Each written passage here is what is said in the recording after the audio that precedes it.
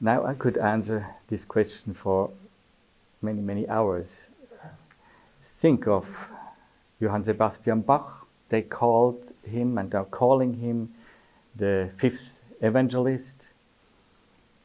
Think of Handel's Messiah, who is performed not only in the churches.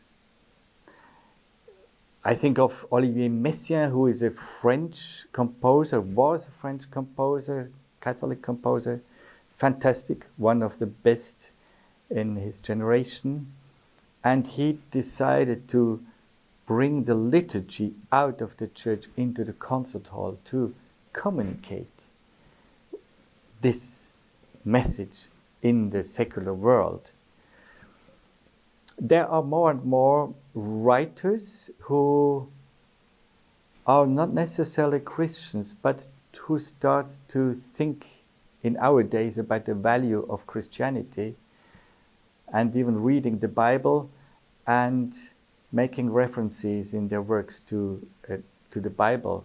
So it sometimes comes even out of, I would say, the Christian world, that references are made, and faith is at least a topic in the works of writers and composers.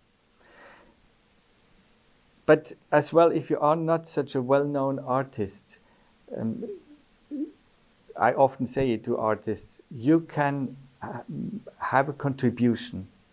Now, we should avoid to put artists into a box where they feel they should create Christian, explicitly Christian art, painting a cross, painting a fish, whatever. But they can communicate through their art, even if it's not explicitly Christian, something about God's love. I'm sure, and I could tell you many examples how this is happening. I,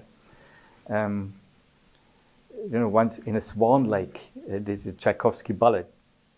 There's a violin solo, and this is not a Christian piece, but people told me, not knowing that the violinist playing this solo is a Christian, I knew it, but they were in this performance, and when this violinist played,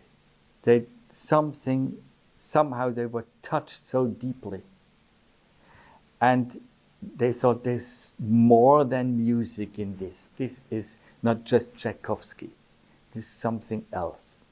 And I know this violinist praying before each concert that the Holy Spirit would flow through. A similar experience recently happened with a Shostakovich piece. A flutist, a friend of mine in orchestra, was playing a difficult flute solo, and afterwards my friends who were sitting in the audience said, we had tears in our eyes, and we looked around, and even men had tears in their eyes. Not because of the beauty of this piece and the aesthetic quality, but there's something more, and the Spirit is there.